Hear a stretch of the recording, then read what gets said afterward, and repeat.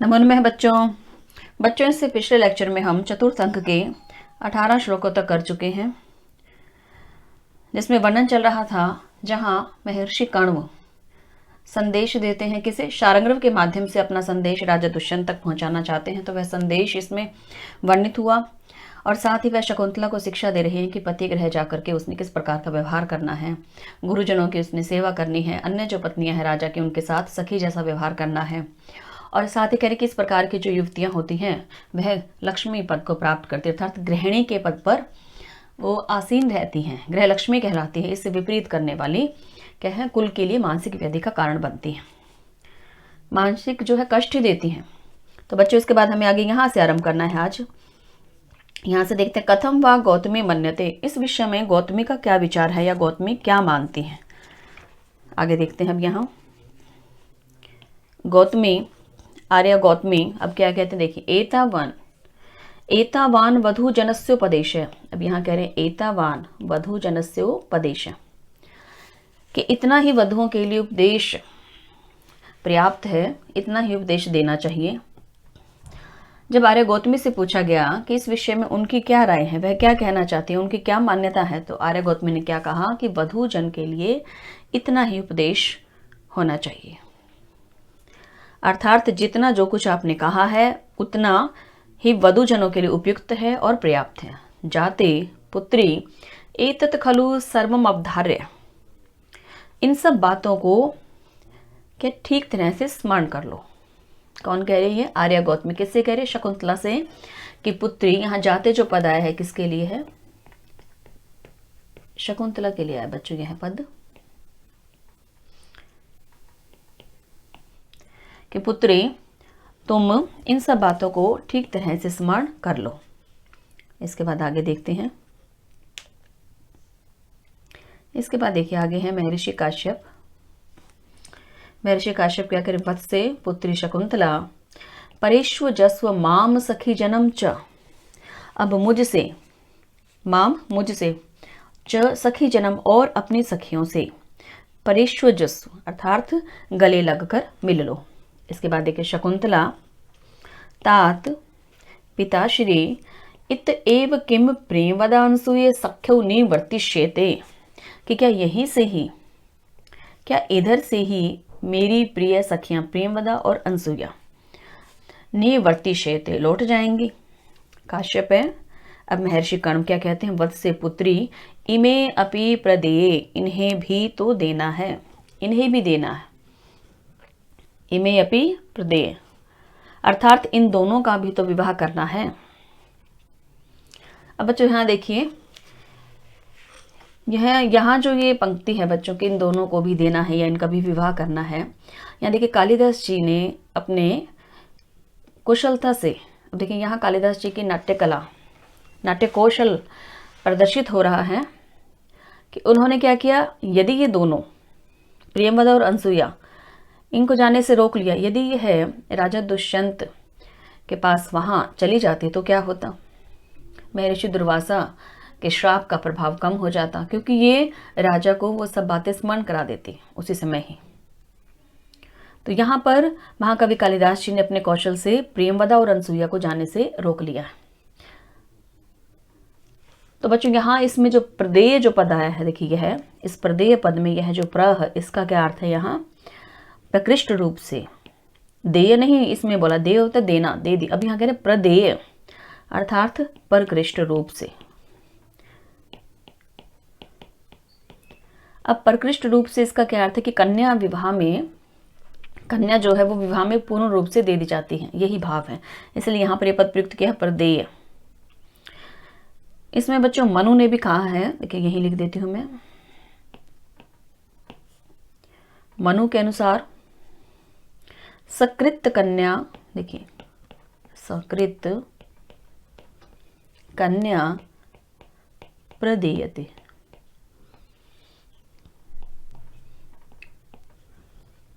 अर्थात विवाह जो है उसका संबंध अटूट होता है, विवाह में कन्या पूर्ण रूप से दे दी जाती है, यही इसका भाव है बच्चों। इसमें प्राचीन भारतीय संस्कृति के अनुसार विवाह संस्कार द्वारा जो विवाहित व्यक्ति हैं वो अविच्छेद होते थे। प्राचीन भारतीय संस्कृति के अनुसार विवाह जो था वो अच्छेद्य था। अब देखते हैं इसके बाद आगे, न युक्तम मन्योस्तत्र गंतुम, इसलिए इनका वहां जाना उचित नहीं है। तव्या सह, तुम्हारे साथ गौतमी ज्ञास्यति, आर्या गौतमी जाएगी। तुम्हारे साथ कौन जाएगी? गौतमी। इन दोनों का वहां जाना उचित नहीं है। अब देखिए यहाँ कालिदास जी ने इन दोनों को, अनसुई और प्रेमवदा को, यहीं रोक लिया। यदि ये ऐसा नहीं होता, यदि ये दोनों भी साथ चले जाते, तो बच्चों ये नाटक यहीं चतुर्थ अंक में ही समाप्त हो जाता और जो महर्षि दुर्वासा के श्राप का प्रभाव भी नहीं होता। अब देखते हैं इससे आगे। अब देखिए यहाँ कह रहे हैं शकुंतला पितृमाश्लिष्य। अब शकुंतला पिता से लिपटकर, पिता के साथ, अब देखिए कैसे कह रही शकुंतला यहाँ, पिता से लिपटकर, कथम इदानीम, कैसे मैं अब, तातस्य अंकात, तात के अंक अर्थात तात की गोद से, पिताजी की गोद से, परिभ्रष्ट गिरी हुई, मल्य तटो उन्मूलिता, मल्य तट से उन्मूलन की गई, उन्मूलन उखाड़ी गई, चंदन लतेव, चंदन की लता के समान, देशा अंतरे, अन्य देश में, जीवितम धारिष्यामि, कैसे जीवन धारण करूंगी। अब यहाँ शकुंतला क्या कह रही है कि मैं किस प्रकार से अपने पिता की गोद से छूटी हुई, मल्य तट से उखाड़ी हुई चंदन लता के समान।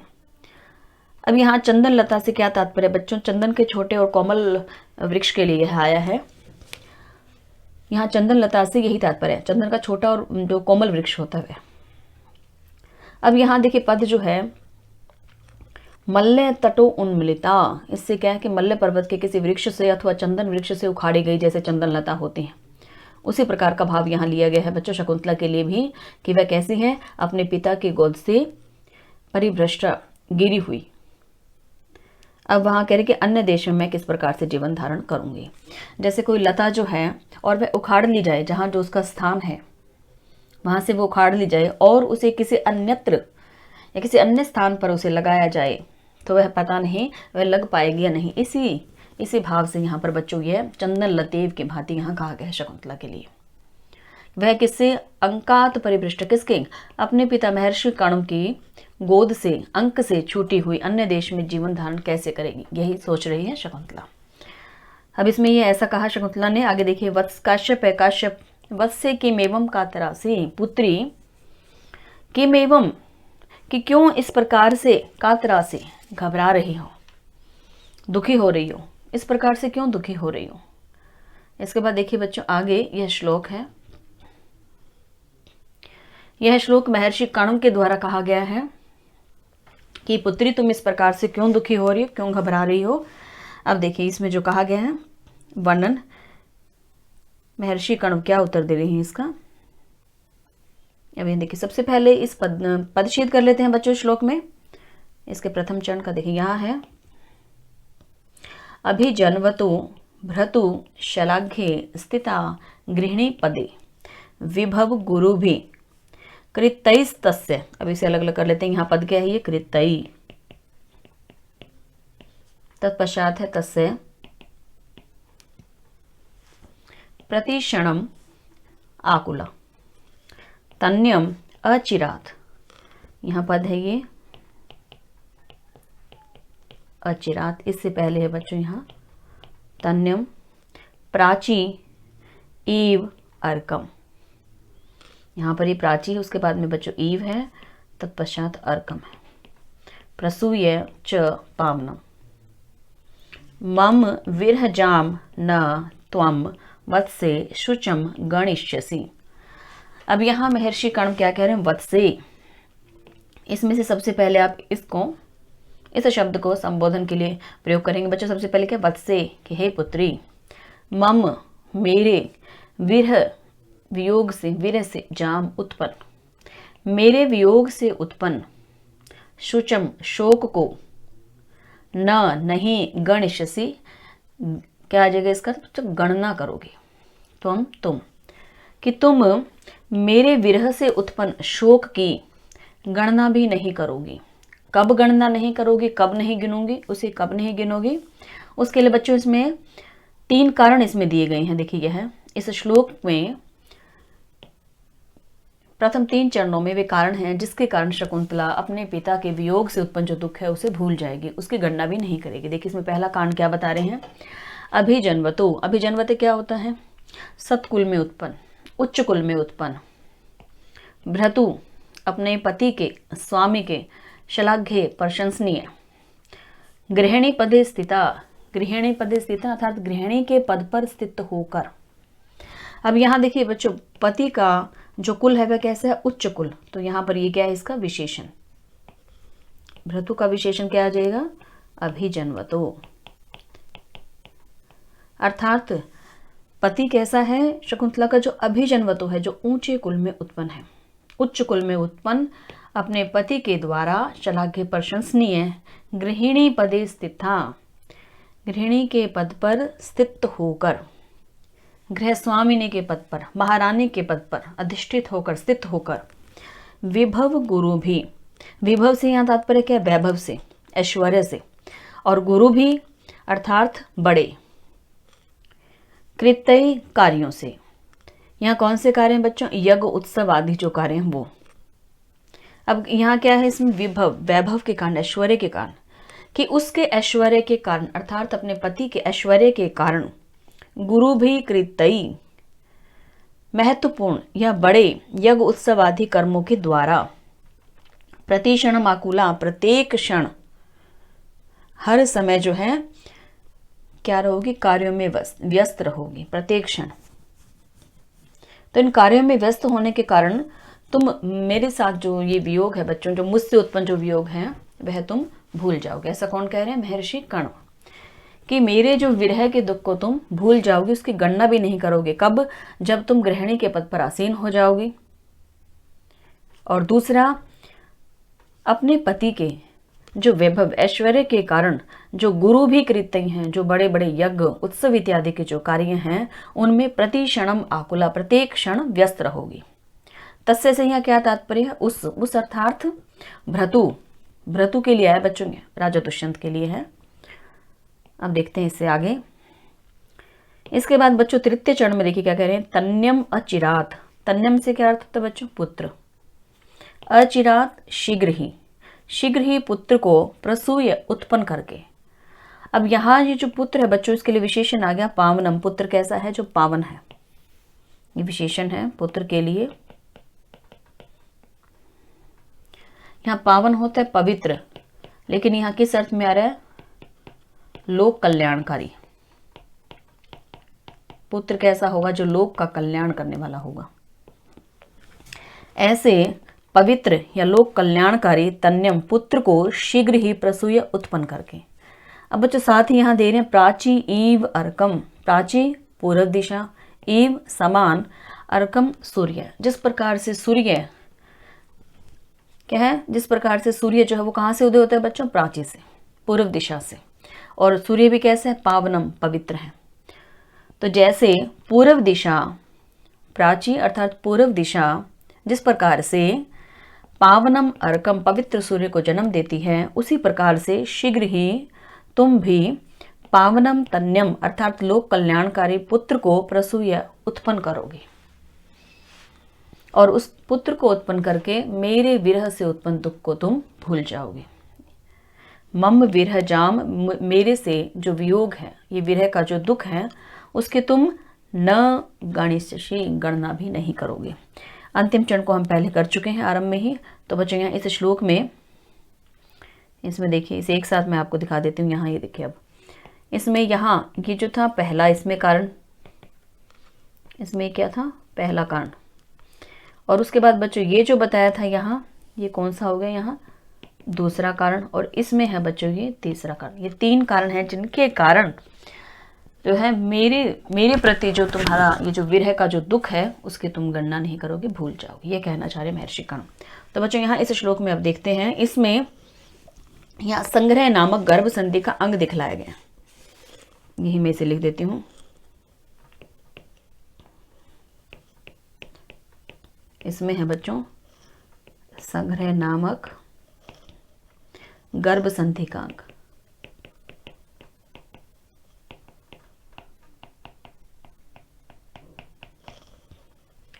गर्भ संधि का अंग दिखलाया है।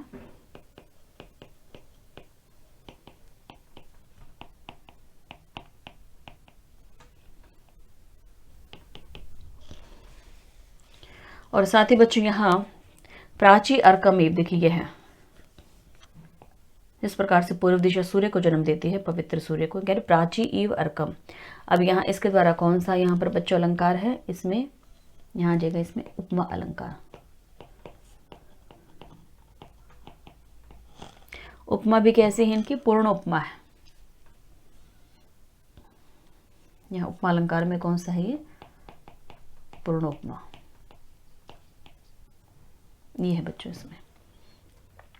अब इसके बाद देखिए यहाँ कह रहे हैं कि न और गणिष्यसि, तो इसमें कौन सा है, गणना नहीं करोगे, यहाँ काव्यलिंग अलंकार।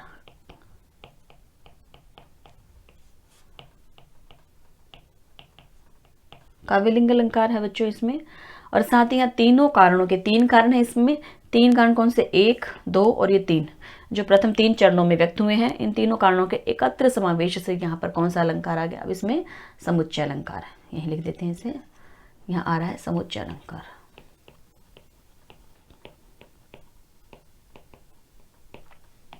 तीन कारणों के एकत्र होने से, एकत्र समावेश से। साथ ही बच्चों यहाँ छंद कौन सा आ रहा है, हरिणी नामक छंद है।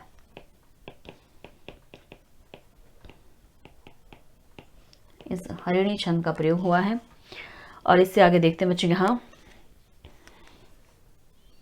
इसमें पद आ रहा है गृहिणी पद, ये देखिए यही पद है। तो इसमें है गृहिण्या विसर्गे पदम, कोमा लगा के तस्मीन है। और ये अब समास कौन सा है बच्चों, आप जान गए होंगे, तत्पुरुष समास। इसमें तत्पुरुष समास है बच्चों यहाँ। इसके बाद देखते हैं बच्चों इसमें आगे, शकुंतला पितुः पाद्यो पतति, शकुंतला पिता के चरणों में गिरती है। अब यहाँ बच्चों ये श्लोक हो गया, उसके पश्चात शकुंतला अपने पिता के चरणों में गिरती है। अब देखिए यहाँ महर्षि कण्व यद्यपि वनवासी हैं, विरागी हैं, तथापि उन्हें लौकिक ज्ञान है और लौकिक जीवन में यह स्वाभाविक ही है। उन्हें लौकिक का ज्ञान है और लौकिक जीवन में क्या होता है, अनेक तर्क वितर्क, शंका आशंका, संकल्प विकल्प रहते ही हैं जो नववधु होती हैं उनके मन में। जब वो पति गृह गमन करती हैं उस समय शंकाएं बच्चों उसमें क्या मन में रहती ही हैं। तो यहाँ महर्षि कण्व जो हैं वनवासी और विरागी होने के बाद भी लौकिक ज्ञान रखते हैं। अतः प्रथम विदाई के समय शकुंतला की कातरता से वे उसके मनोदशा का पूरा ज्ञान रखते हैं और उसे समझाते हैं। अब बच्चे यहाँ देखिए इसके बाद आगे यहाँ क्या आ रहा है। अब इसमें शकुंतला जैसे ही अपने पिता के चरणों में गिरती है, यहाँ इससे हम पीछे कर चुके हैं, देखिए यह पंक्ति ये हो गई है। इसके बाद देखिए यहाँ काश्यप क्या कह रहे हैं, यदि इच्छामि ते तदस्तु, मैं तुम्हारे लिए जो चाहता हूँ वह पूर्ण हो जाए। यदि इच्छामि जो चाहता हूँ, ते तदस्तु तुम्हारे लिए, ते का क्या अर्थ है तुम्हारे लिए, वह क्या हो तद अस्तु अर्थात वह पूर्ण हो जाए। अब बच्चों यहाँ देखिए इसमें महर्षि कण्व ने यह कह तो दिया, क्यों, क्योंकि महर्षि कण्व क्या है, त्रिकालदर्शी थे, त्रिकालदर्शी है महर्षि कण्व, वो जानते हैं। वस्तुतः यहाँ क्या आशीर्वाद रूप में कहना चाहिए था कि जो तुम चाहती हो वह तुम्हें प्राप्त हो, परंतु महर्षि कण्व त्रिकालदर्शी होने से शाप वृत्तांत के भावी परिणाम को जानते थे। वे यह भी चाहते थे कि शकुंतला को इस शाप से शीघ्र अतिशीघ्र मुक्ति मिले। इसी आशय के प्रकटनार्थ उन्होंने ऐसा कहा, इस आशय को प्रकट करने के लिए उन्होंने बच्चों ऐसा यहाँ कहा है कि जो मैं चाहता हूं वह पूर्ण हो। अब इसके बाद आगे देखते शकुंतला सख्या उपेत, सखियों के पास जाकर हला द्वेयपि माम सममेव परिष्वजेथाम। अब यहाँ क्या कह रही है शकुंतला कि सखी, अब यहाँ देखिए दोनों सखियों से कहा उसने, द्वेयपि माम दोनों ही मुझे, कि सखियों तुम दोनों एक साथ सममेव एक साथ ही मुझसे गले मिलो, माम मुझसे सममेव एक साथ ही परिष्वजेथाम गले मिलो, द्वे अपि तुम दोनों भी। अब यहाँ देखिए शकुंतला ने यहाँ कहा दोनों सखियों को, क्यों, अब यहाँ क्या है, वो दोनों ही सखियों से एक समान प्रेम करती थी, इसलिए उसने जो है पहले प्रेमवदा को या पहले अनसुईया को नहीं बुलाया, दोनों को एक साथ बुलाया। तो यहाँ क्या है, उसका सखियों के प्रति इस वाक्य से क्या यहाँ चरितार्थ हो रहा है बच्चों के सखियों के प्रति समान भाव।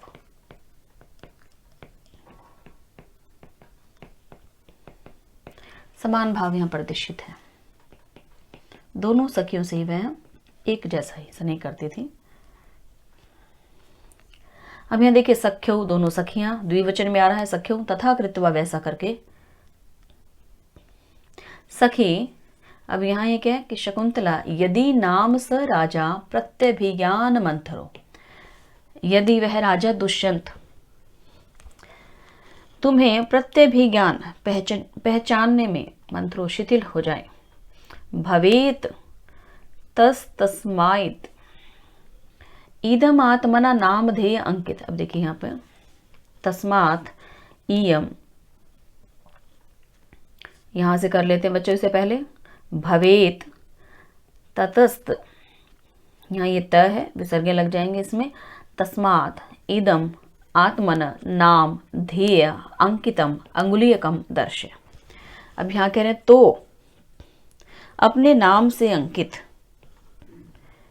अपने ही नाम से अंकित इस अंगूठी को दिखा देना। नाम ध्येय अंकित, नाम से अंकित अंगुलीयकम अंगूठी को दर्शय दिखा देना। आत्मना अपने।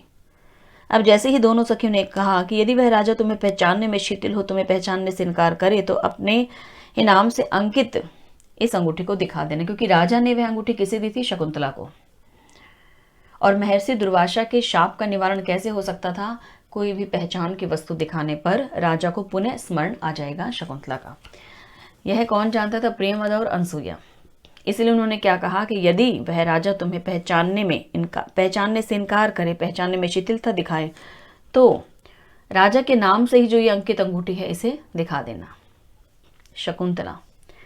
अब देखिए यहाँ शकुंतला का इसके क्या कह रहे, अनेन संदेहेन वाम कंपिता अस्मि, तुम्हारे इस प्रकार के स्नेह से मैं तो कांप गई हूँ। इस प्रकार का जो तुम्हारा स्नेह है उससे मैं कांप गई हूँ। अर्थात जैसे ही ये शकुंतला ने सुना तो मन में एक भय जो है वह उपस्थित हो जाता है। शकुंतला के हृदय में एक भय उपस्थित होता है बच्चों यहाँ। अब इसमें भी देखिए आप जो प्रत्यभिज्ञान है, यहाँ ये पद आ रहा है, देखिए इसमें यह प्रत्यभिज्ञान का क्या अर्थ होता है बच्चों? इसमें अभी मैंने इसके बारे में बताया। प्रत्यभिज्ञान क्या होता है? किसी भी वस्तु को देखकर उसका स्मरण आ जाना, वो प्रत्यभिज्ञान होता है। यह देखिए किससे बना है? यह प्रति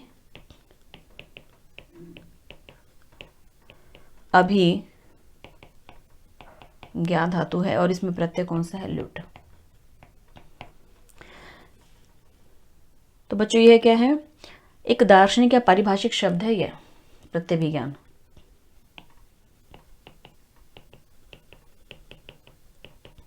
दार्शनिक या आप इसे पारिभाषिक शब्द भी कह सकते हैं।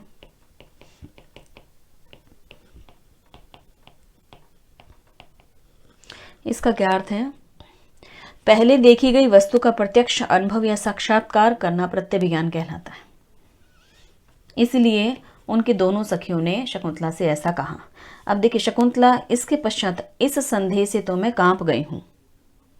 अब यहां जब ऐसा कहा तो देखिए दोनों सखियों ने क्या उत्तर दिया? सख्यो मां भीषी डरो मत, अति स्नेह पाप शंकी। अर्थात अत्यधिक जो स्नेह है वह क्या है? कैसी शंका करने वाला है कि अत्यधिक प्रेम, अत्यधिक स्नेह जो है वह अनिष्ट की ही आशंका करता है। अब बच्चों यह जो इसमें ये सुक्ति है यह प्रश्न पत्रों में पहले पूछी जा चुकी है और यह भी देखिए अन्येन संदेहेन वाम कंपिता अस्मि, यह भी, ये दोनों ही सुक्तियां चतुर्थ अंक से ली गई हैं। और इसमें यह प्रश्न भी आ चुका है कि यह किसके द्वारा कही गई है? तो शकुंतला के द्वारा। और अति स्नेह पाप शंकी यह किसके द्वारा कहा गया? सख्यु, दोनों सखियां प्रेमवदा और अनसुईया, उन दोनों के द्वारा कहा गया। अत्यधिक प्रेम जो है वह अनिष्ट की आशंका करता है, डरो नहीं। और इसमें क्या था बच्चों? यहाँ किस प्रकार के संदेह से तो मैं घबरा गई हूँ, कांप गई हूँ। इन दोनों सूक्तियों का ध्यान रखना है, बस इस प्रश्नों में आ सकती है बच्चों ये। जैसे कि यहाँ संदेहहीन है, किस प्रकार का संदेह है कि वह राजा मुझे नहीं पहचानेगा। शकुंतला के द्वारा जो संदेह उसके मन में आया वह क्या है कि वह राजा जो है शकुंतला को पहचानने से इनकार कर देगा, यह संदेह। और यहाँ दोनों सखियाँ उसे क्या कह रही कि डरो मत, अत्यधिक स्नेह जो है वो, अत्यधिक स्नेह क्या करता है, अनिष्ट की आशंका करता है कि पहले अनिष्ट ही हृदय में आता है। शारंग्रव यह कौन है, महर्षि कणु का शिष्य। कह रहे युगांतरम आरूढ़ है सविता। अब बच्चों यहाँ पद है युगांतरम आरूढ़ है सविता। सविता से तात्पर्य क्या है, सूर्य। सूर्य जो है वह दूसरे प्रहर में आ गया, इसका ये अर्थ है कि दूसरे प्रहर में चढ़ गया है। कौन, सूर्य। अब यहाँ बच्चों युगांतर का क्या अर्थ है, युग से क्या तात्पर्य, प्रहर। अब यहाँ देखिए इस पद के बारे में, प्रहर या आप कह सकते हैं युग। तो एक प्रहर या युग कितने घंटे का होता है बच्चों, 3 घंटे का। और 24 घंटे कुल हैं, तो 24 घंटों में कितने प्रहर हो गए बच्चों, इसमें 8। आप प्रहर भी कह सकते हैं, युग भी कह सकते हैं।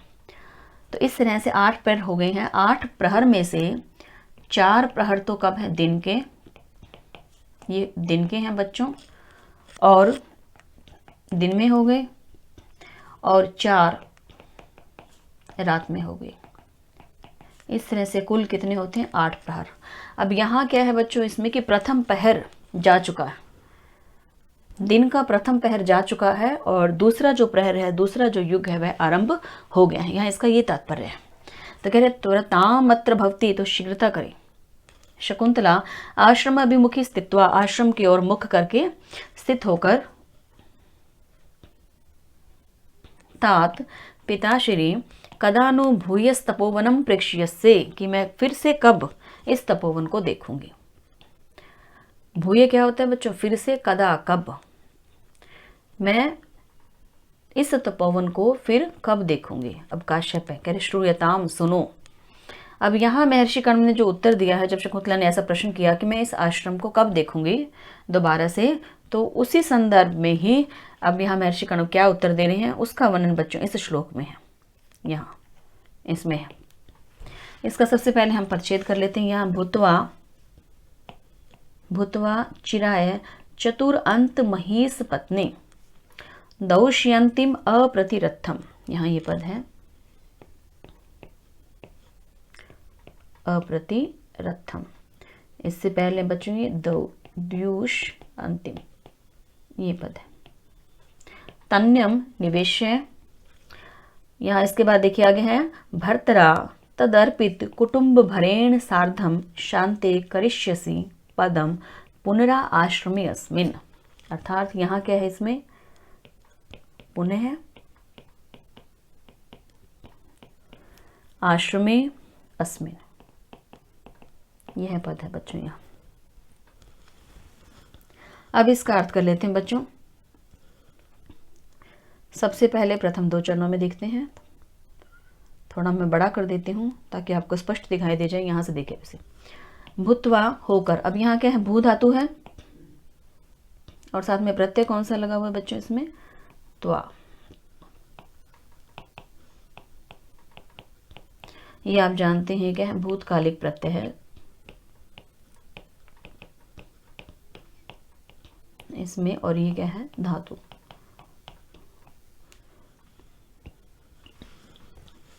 चिराए, चिराए का क्या अर्थ है, चिरकाल तक, बहुत समय तक। चतुरंत महीस पत्नी, चारों समुद्रों तक विस्तीर्ण इस पृथ्वी की। चतुरंत यहाँ पर पद किसके लिए आ गया, चतुरंत, उसके साथ में देखिए क्या मही, यहाँ जो पद आ रहा है इसका क्या अर्थ है, मही से क्या तात्पर्य बच्चों, यह पृथ्वी, सपत्नी, सपत्नी होकर। अब यहाँ देखिए ये मही है बच्चों, मही का क्या अर्थ है, पृथ्वी। आप इसमें कह सकते हैं धरती भी लगा सकते हैं, पृथ्वी भी कर सकते हैं। पृथ्वी कैसी है, चतुरंत, ये विशेषण हो गया फिर किसका, पृथ्वी का विशेषण है। अब पृथ्वी कैसी है, मही कैसी है, जिसके क्या चतुरंत, 4 इसके अंत अर्थात किनारे कौन से, चारों समुद्रों से तात्पर्य है यहाँ, चारों समुद्रों तक फैली हुई विस्तीर्ण जो क्या है, पृथ्वी, ऐसी मही की सपत्नी होकर, भूत्वा क्या होकर। दौष्यंतिम अर्थात राजा दुष्यंत से, तन्यम उत्पन्न जो पुत्र है, दौष्यंतिम तन्यम का क्या अर्थ है, राजा दुष्यंत से उत्पन्न पुत्र को निवेश्य राज्य सिंहासन पर स्थापित करके, साथ ही यहाँ पर आ रहा है अप्रतिरथम, अर्थात जिसका कोई प्रतिद्वंदी नहीं है, ऐसे अद्वितीय महारथी के लिए आया। तो यह किसका विशेषण आ गया बच्चों यहाँ पर? दुष्यंतिम, राजा दुष्यंत के लिए आ गया। यह विशेषण है राजा दुष्यंत का, जिसका कोई प्रतिद्वंदी नहीं है, ऐसे अद्वितीय महारथी। कौन? दुष्यंतिम, राजा दुष्यंत से उत्पन्न तन्यम अपने पुत्र को निवेश्य राज्य सिंहासन पर स्थापित करके, और यहां देखिए पद आ रहा है भर्तरा। भर्तरा क्या होता है बच्चों इसमें? अर्थात पति। सार्धम क्या होता है? साथ, पति के साथ, ये इसके साथ जुड़ा हुआ है बच्चों शब्द। अब यह जो है तद अर्पित कुटुंब भरेण, उसको अर्पित कर, क्या? कुटुंब का भार, परिवार का भार, उस पर कुटुंब के रक्षण पोषण का भार समर्पित करने वाले। बच्चों यहां तक हमने इसमें किया था कि अपने पुत्र को राज्य सिंहासन पर स्थापित कर दिया। अब पुत्र को और क्या दे देंगे? यहाँ अपने परिवार का भार, कुटुंब का भार भी उसे अर्पित कर दिया। ऐसे अपने भर्तरा सार्धम पति के साथ शांति करिष्यसि, शांति को प्राप्त करने के लिए करिष्यसि करोगी, पदम स्थान, पुनः फिर से, आश्रम में अस्मिन इस, कि इस आश्रम में पुनः प्रवेश करोगे। कब? शांति प्राप्त करने के लिए। अर्थात बच्चों यहाँ क्या संकेत दे दिया इसमें? जैसे देखिए प्राचीन काल में क्या था, भारतीय आश्रम व्यवस्था जो होती थी उसके ओर यहाँ संकेत किया गया, इस श्लोक के माध्यम से वहां संकेत भी किया गया उसके ओर। प्राचीन काल में वृद्धावस्था आने पर राजा लोग अपनी पत्नी सहित वानप्रस्थ आश्रम अपनाकर वन में निवास करते थे बच्चों, तो उसकी ओर यहाँ संकेत है। आप इसे विशेष में भी दे सकते हैं। यहाँ मैं इसे लिख देती हूँ, यहाँ देखिए बच्चे इसमें है भारतीय आश्रम व्यवस्था की ओर संकेत।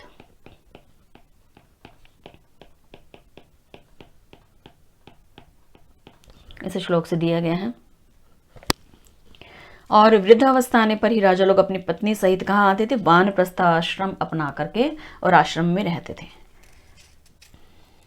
तो बच्चों यहाँ इस श्लोक में एक साथ इसको मैं आपको दिखा देती हूँ पहले, ये देखिए। अब यहाँ इस श्लोक में देखिए जो कारण बताए गए, सबसे पहला यहाँ क्या कह दिया कि ऐसे राजा की, जिसके क्या है, जिसका शासन कैसे, जो चारों समुद्रों तक विस्तीर्ण जो पृथ्वी है उस पर शासन करता है। कौन? राजा। ऐसे राजा की सपत्नी। दूसरा, और ऐसे अद्वितीय राजा दुष्यंत के पुत्र को किस पर स्थापित करके? राज सिंहासन पर स्थापित करने के पश्चात कुटुंब का भार उसे अर्पित कर भर्तरा सार्धम अपने पति के साथ पुनः इस आश्रम में शांति प्राप्त करने के लिए यहाँ आओगे। पदम से क्या तात्पर्य है बच्चों? स्थान। यहाँ इस स्थान पर, अर्थात इसे फिर से अपना निवास स्थान बनाओगे। किसे? इस आश्रम को शांति प्राप्त करने के लिए यहाँ पर आकर रहने लगोगी। तो बच्चों इस श्लोक में यहाँ ये जो संकेत किया गया है भारतीय आश्रम व्यवस्था की ओर, तो इसमें मनु का भी कथन है इसके अंदर इसी प्रकार का। मनु के अनुसार क्या है यहाँ? गृहस्थ, देखिए यहाँ लिख देती हूँ मैं, गृहस्थ स्तु सदा पश्येद बलिपतितमात्मनम। इसमें क्या पद है बच्चों? पतित, उसके बाद हम करेंगे मात्मना। ये देखिए इसमें ये मैं है बच्चों, इसमें से और स्पष्ट लिख देती हूँ इसे। ब, इसमें आ जाएगा बलि पतित मात्मन, यह पद है बच्चों इसमें।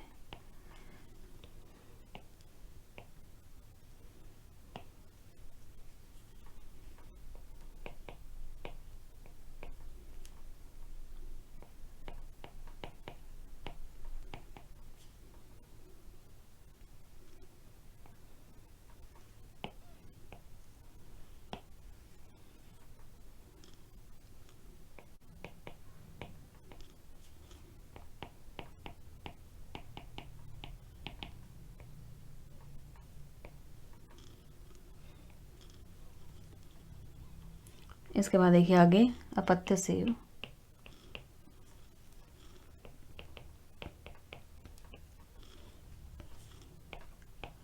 च पत्यम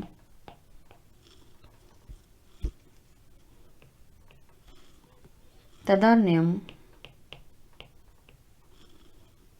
समाश्रयेत।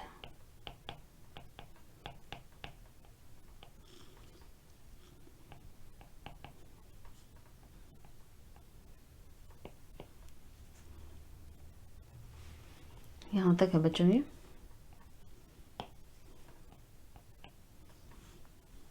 इसके बाद इस श्लोक में अब यहाँ देखते हैं बच्चों, श्लोक में आया है सपत्नी जो शब्द है यहाँ, ये इस सपत्नी शब्द से क्या है, पृथ्वी पर पत्नीत्व का आरोप व्यंजित कर दिया। तो बच्चों इसके कारण यहाँ कौन सा अलंकार है, रूपक।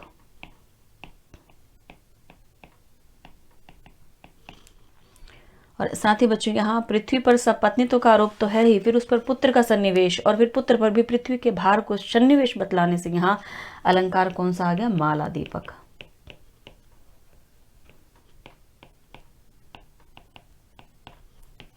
माला दीपक अलंकार का प्रयोग है। और सकारण वाक्यार्थ कथन से यहां पर कौन सा अलंकार आ गया, काव्यलिंग।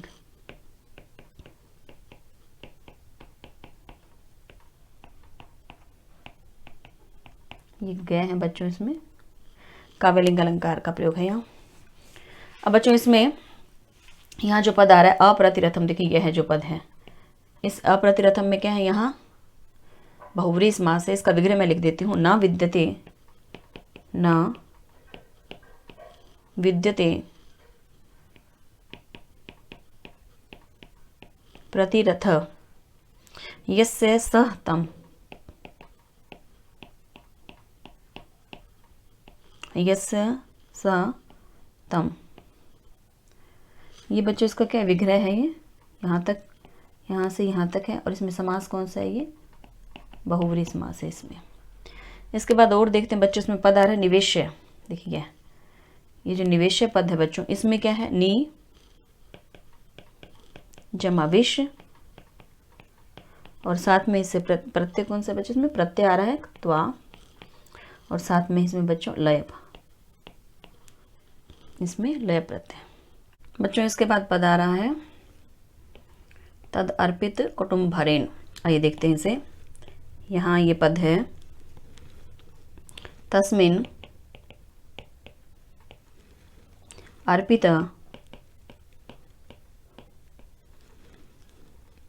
कुटुम्बस्य भरा,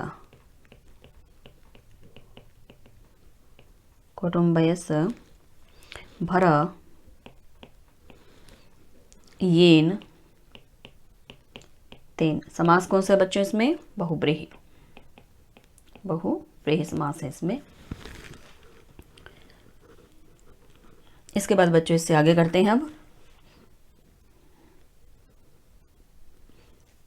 देखिए यहाँ गौतमी जाते पुत्री परिहीयते गमन वेला, प्रस्थान का समय बीता जा रहा है। गमन वेला, गमन का समय, वेला क्या होता है बच्चों, समय, कि जो प्रस्थान करने का जो समय है वह परिहीयते बीतता जा रहा है। निवर्ते पित्रम, अपने पिता को यहाँ से लौटाओ, पिता को लौटाओ।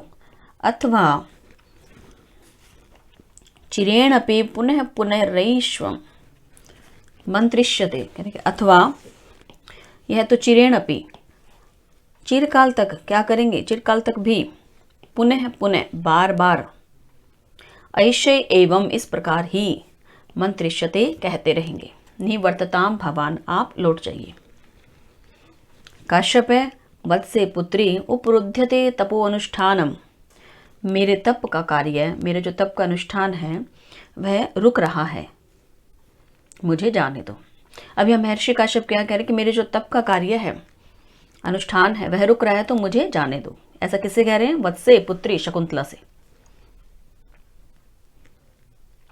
शकुंतला भूय पित्रमाश्लिष्य, पुनः पिता से लिपटकर, तपश्चरण पीड़ितम तात शरीरम, तात शरीरम, तात यहाँ किसके लिए, महर्षि कण्व के लिए, पिता के लिए, कि आपका शरीर तो तपश्चरण पीड़ितम, तपस्या के कारण जो अत्यंत ही कृष्य है, तपस्या के कारण पीड़ित हो गया। तो आगे कह रहे हैं तन्माति मात्रम मम कृत उत्कंठस्व, अतः आप मेरे लिए अत्यधिक उत्कंठित ना हो, अत्यधिक दुखित ना हो। काश्यप है। अब महर्षि कण्व क्या कह रहे, सनिश्वासम, लंबी सांस लेकर। इसके बाद आगे देखिए यह श्लोक है बच्चों। इस श्लोक का सबसे पहले यहाँ पदच्छेद कर लेते हैं। इसमें है यहाँ ये पद है बच्चों, शमम, तत्पश्चात है एष्यति मम शोक कथम नु वत्से तव्या रचित पूर्वम उटज द्वार विरूढ़म निवार बलिम विलोक्यते। अब इसमें देखिए महर्षि काश्यप कैसे वर्णन कर रहे हैं।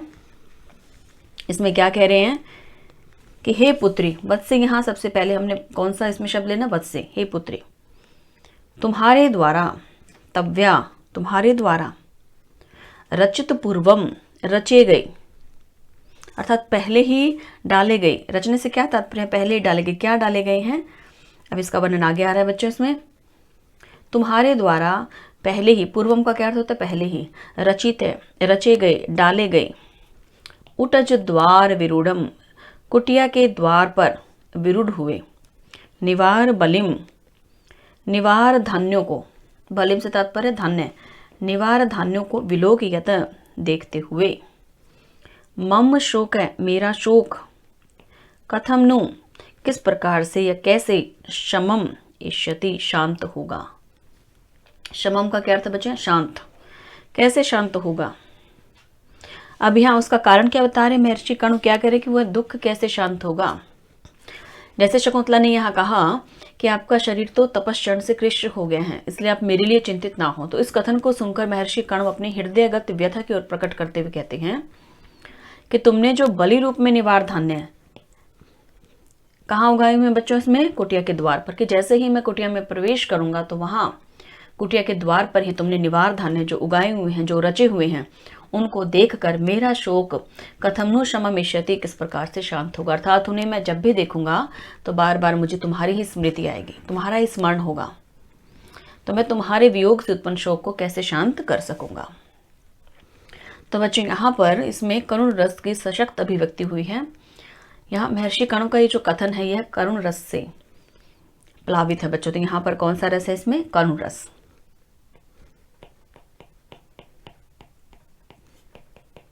करुण रस है यहाँ कि शांत आश्रम में शकुंतला के वियोग से उत्पन्न, शकुंतला के वियोग से जन्य शोक, यहाँ उसके कारण क्या है, करुण रस की सशक्त अभिव्यक्ति का परिचय है बच्चों। यहाँ महाकवि कालिदास जी ने जो कारुणिक अनुभूति एक सहृदय पिता को होती है, उसका यहाँ तद अनुरूप चित्रण किया है बच्चों यहाँ पर इस श्लोक के माध्यम से। तो बच्चों यहाँ इसमें शोक शांत न होने का कारण क्या बताया है महर्षि कण्व ने, निवार बलि का विलोकन। अतः यहाँ पदार्थ हेतु होने से कौन सा अलंकार आ गया, अब यहाँ काव्यलिंग अलंकार है।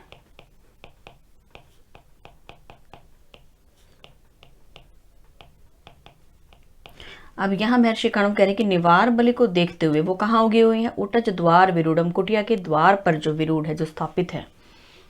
तो निवार बलि कहाँ पर है, कैसी निवार बलि है, जो कुटिया के द्वार पर विरूढ़ है, उसको देखते हुए मम शोक है, मेरा शोक, कथम नु, किस प्रकार से शममिष्यति, शांत होगा। और यह निवार बलि, निवार के जो धान्य किसके द्वारा रचित हैं, शकुंतला के द्वारा, तव्य रचित पूर्व, तुम्हारे द्वारा पहले ही रचे गए। अर्थात जैसे ही मैं कुटिया में प्रवेश करूंगा उसके द्वार पर जो निवार धान्य जो गाए हुए तुमने, उसे देखते ही जो है मुझे पुनः तुम्हारा स्मरण आ जाएगा, तो मेरा ये शोक कैसे दूर होगा।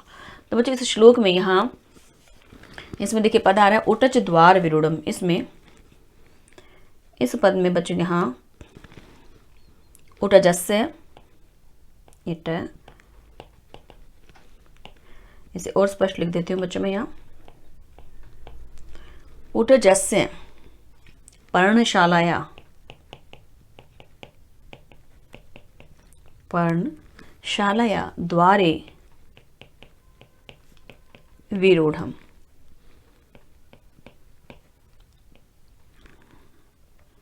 और इसमें समास कौन सा बच्चों, यहाँ तत्पुरुष समास है। यहाँ से यहाँ तक इसका ही विग्रह है। अब इसमें और देखते हैं बच्चों, विलोक्यते पद है, विलोक्यते में वी जमा लुक और इसमें प्रत्यय शर्तनी और साथ में बच्चों यहाँ षष्ठी विभक्ति है। अब इसके बाद देखते हैं बच्चों आगे। गच्छ जाओ शिवास्ते पंथान संतो, तुम्हारा मार्ग जो है वो कल्याणकारी हो। शिव, शिव से क्या तात्पर्य बच्चों? कल्याणकारी। ते तुम्हारा पंथान है मार्ग, और उसके बाद क्या कह रहे हैं? संतु होवे, कि तुम्हारा जो मार्ग है वह कल्याणकारी हो। ऐसा कौन कह रहे हैं बच्चों यहाँ पर? ये महर्षि कण्व। और किससे कह रहे हैं? शकुंतला से। शकुंतला को कहा गया है यहाँ। अब बच्चों यहाँ ये ऐसा क्यों कहा गया कि तुम्हारा मार्ग कल्याणकारी हो? यहाँ पर इसमें इसका कारण क्या है यहाँ कि संस्कृत साहित्य में बच्चों इस प्रकार के जो ये कल्याणकारी मार्ग हो, इस प्रकार के जो वाक्य हैं जो विदा के समय दिए जाते हैं आशीर्वाद के रूप में होते हैं। तो इस तरह के जो वाक्य हैं वो प्रचुरता के साथ उपलब्ध हैं संस्कृत साहित्य में, अन्यत्र भी आपको इसमें देखने को मिलेंगे। और बच्चों यह किसके पश्चात कहा है कि तुम्हारे, देखिए यह जो हमने श्लोक बच्चों इसमें किया है कि कुटिया के द्वार पर ही उगे हुए निवार धान्य को देखकर मैं तुम्हारा स्मरण जो है मुझे आता रहेगा। अब कह रहे हैं कि जाओ, अब तुम जाओ, तुम्हारा मार्ग कल्याणकारी हो। एक तरह से आशीर्वाद दे रहे हैं। कौन? महर्षि कण्व। किसको दे रहे हैं? शकुंतला को। और बच्चों निवार बलिम जो इसमें पद आया है, निवार बलिम क्या होता है? इसमें पक्षियों के खाने के लिए डाला गया निवार नामक ये धान्य है बच्चों। बलिम का यहाँ अर्थ क्या लिया हमने? धान्य। तो यहाँ पर बलि शब्द का प्रयोग जो है वो बलि वैश्व देव के लिए दिए जाने वाले अन्न के लिए यहाँ प्रयुक्त नहीं, यहाँ ये उसके लिए प्रयुक्त नहीं हुआ बच्चों, क्योंकि वह तो क्या है? सिद्ध अन्न होता है, पकाया हुआ अन्न होता है। तो यहाँ पर बलि में दिए गए अन्न के जो दाने हैं, यहाँ उससे क्या तात्पर्य है? बलि में दिया गया अन्न किस प्रकार का होता है बच्चों?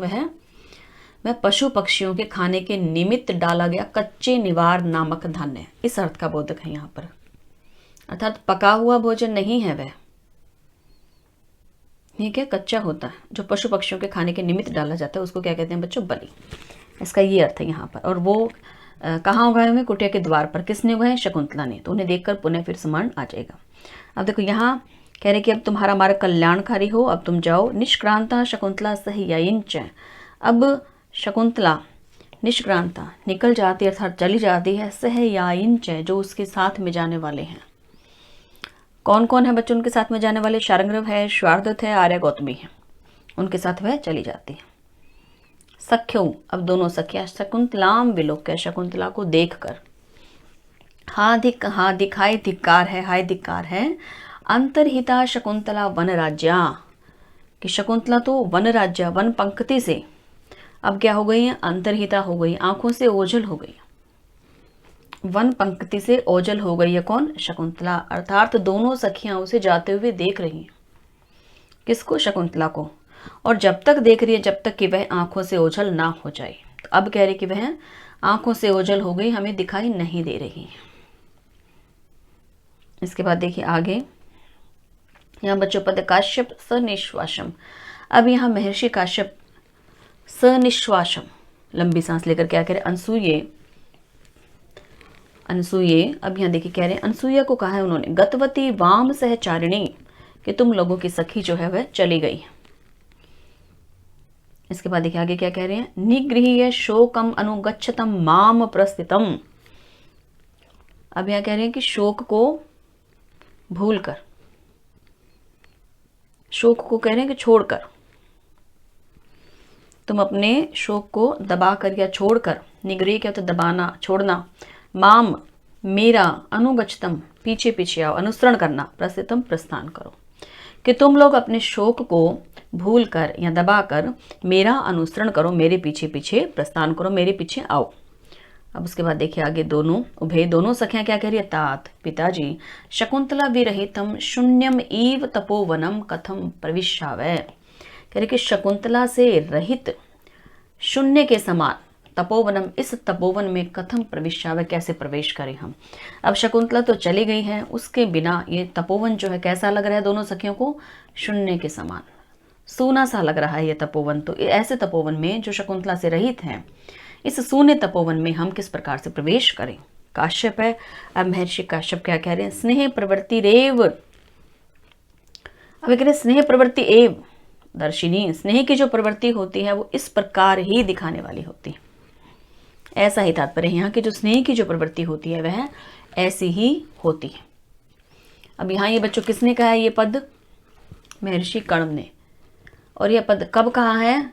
जब दोनों सखियां क्या कहती कि सोने तपोवन में हम कैसे प्रवेश करें, इसके बाद यह कहा गया है। तो बच्चों यह जो पंक्ति है यह प्रश्न पत्रों में पूछी जा चुकी है, इससे पहले भी आ चुकी है कि स्नेह की प्रवृत्ति जो है वो इस प्रकार ही दर्शिनी अर्थात ऐसे ही जो है दिखाने वाली होती है। सब क्या स्नेह के कारण हो रहा है, जिससे आप ज़्यादा स्नेह करते हैं और वह जब आपसे दूर हो जाता है तो क्या आपको जो है उसमें क्या कुछ भी रुचिकर प्रतीत नहीं होता।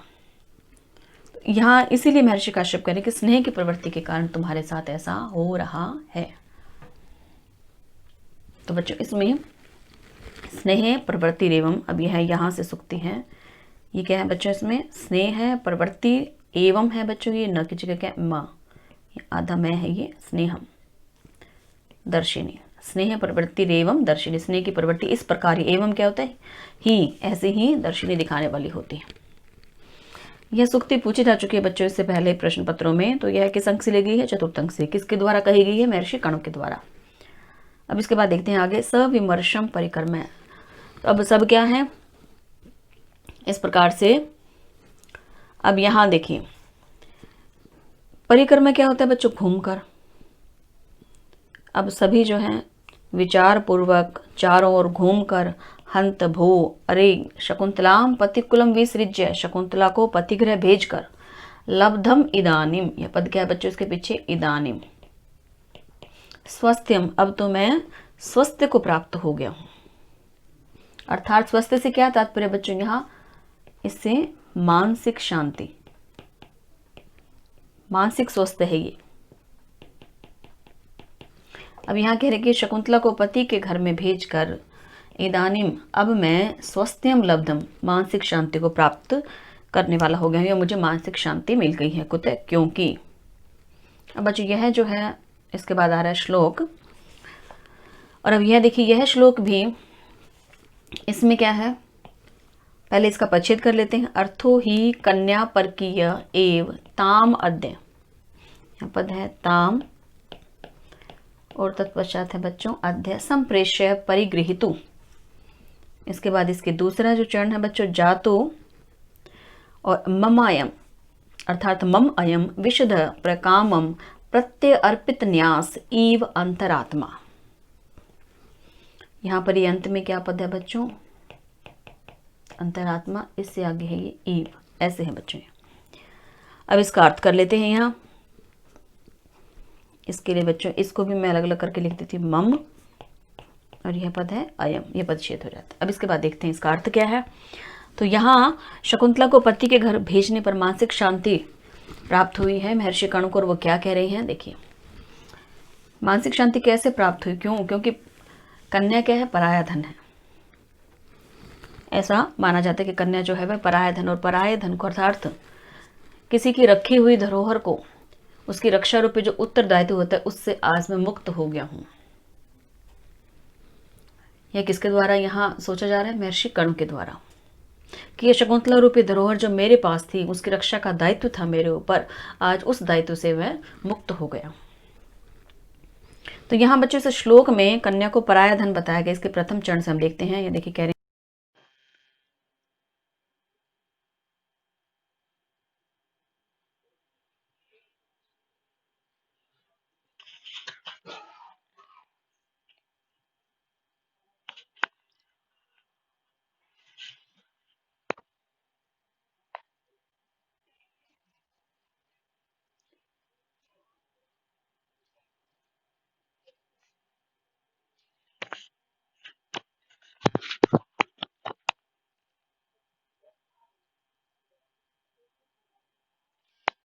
संप्रेष्य भेजकर, कहा? परिगृहीतु, पति के घर भेजकर। जा तो हो गया हूं, आज मैं कैसा हो गया हूं? कह रहे कि जा तो हो गया हूं मम अयम, मम मेरा, अयम यह, क्या? अंतरात्मा। कि मेरा यह अंतर्मन, मेरी यह अंतरात्मा प्रत्यय अर्पित न्यास ईव, किसी की धरोहर वापस कर देने वाले व्यक्ति के समान, प्रकामम अत्यंत ही विशुद्ध, स्वच्छ और प्रसन्न जाता हो गया। इसको एक बार फिर देख लेते हैं बच्चों। मम मेरा, अयम यह, अंतर्मन अंतरात्मा, कि मेरी यह अंतरात्मा प्रत्यय अर्पित न्यास ईव, किसी की धरोहर वापस कर देने वाले व्यक्ति के समान, प्रकामम अत्यंत ही विशुद्ध, स्वच्छ एवं प्रसन्न जातो हो गया। जैसे ऐसा लग रहा है महर्षि कणों को कि किसी की धरोहर मेरे पास थी, आज मैंने उसको लौटा दिया, उसका उत्तरदायित्व जो था मेरे ऊपर, मैं उससे आज मुक्त हो गया। इसलिए मानसिक शांति प्राप्त कर रहे हैं कौन? महर्षि कण्व। तो बच्चों यहाँ इस श्लोक के माध्यम से, यहाँ इस श्लोक में क्या वर्णन किया गया है कि कन्या जो है, कैसा धन बताया कन्या को? जो परकीय है, जो पराया है। माता पिता कन्या के जन्म, लालन पालन आदि का निर्वाह बड़े स्नेह से करते हैं, और जब वे विवाह योग्य हो जाती है तो जैसे उचित वर को उसे दे देती है। तो कन्या तो माता पिता आदि के लिए परकीय धन है, और उस धन को अपनाने वाला या उसका अधिकारी परिगृहीता, अर्थात क्या होता है? वर। यहाँ जो परिगृहीत हो क्या क्या अर्थ है? जो उसको अपनाने वाला है, जो वर है। और बच्चों यह कथन तो सर्वविदित है कि भारतीय समाज में कि बेटी जो है वो पराया धन होती है। यहाँ इस श्लोक के माध्यम से यही कहा है कि आज किसी की धरोहर को मैंने, जो मेरे पास रखे थे, उसके उत्तरदायित्व से मैं मुक्त हो गया हूँ। तो बच्चे यहाँ इस श्लोक में ईव का जो यहाँ वर्णन है, ये देखिए ईव है, इसके कारण यहाँ कौन सा अलंकार आ गया? यहाँ उत्प्रेक्षा। उत्प्रेक्षा अलंकार है इसमें। साथ ही बच्चों यहाँ पर छंद आ रहा है इंद्र वज्रा।